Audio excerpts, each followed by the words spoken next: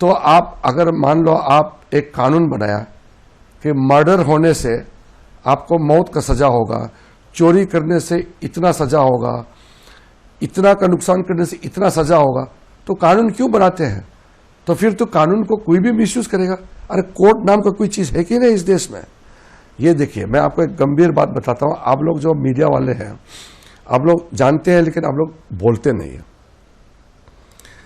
जब कांग्रेस पार्टी चुनाव नहीं जीत सकते हैं तो भारत के विरोधी कई ताकतें हैं, ये सब मिलकर के सरकार और जो संस्था है उसको अटैक शुरू कर देता है कि जन विश्वास खत्म हो जाए देश के प्रति, देश के संस्थाएं के प्रति।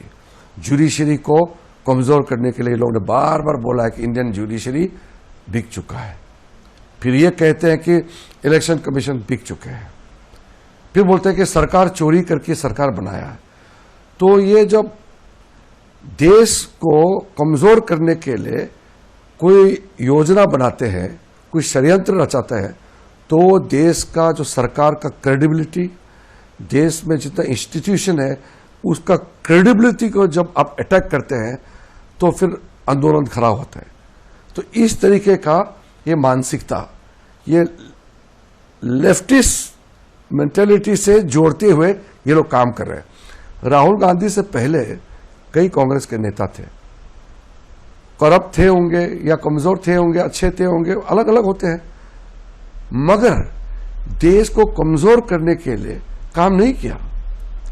ये राहुल गांधी तो बहुत डेंजरस ट्रैक में जा रहे हैं कि जो जॉर्ज सोरोस बोलते हैं कि भारत के सरकार को डिस्टेबलाइज करने के लिए $1 ट्रिलियन रखा है, या भारत विरोधी खालिस्तान फोर्स कनाडा में, यूएस में, यूके में बैठा है, और भी कई लेफ्ट ऑर्गेनाइजेशन है जो देश के खिलाफ काम करने के लिए षड्यंत्र रचा रहे हैं, उनके साथ तालमेल करके राहुल गांधी और कांग्रेस पार्टी काम कर रहे हैं।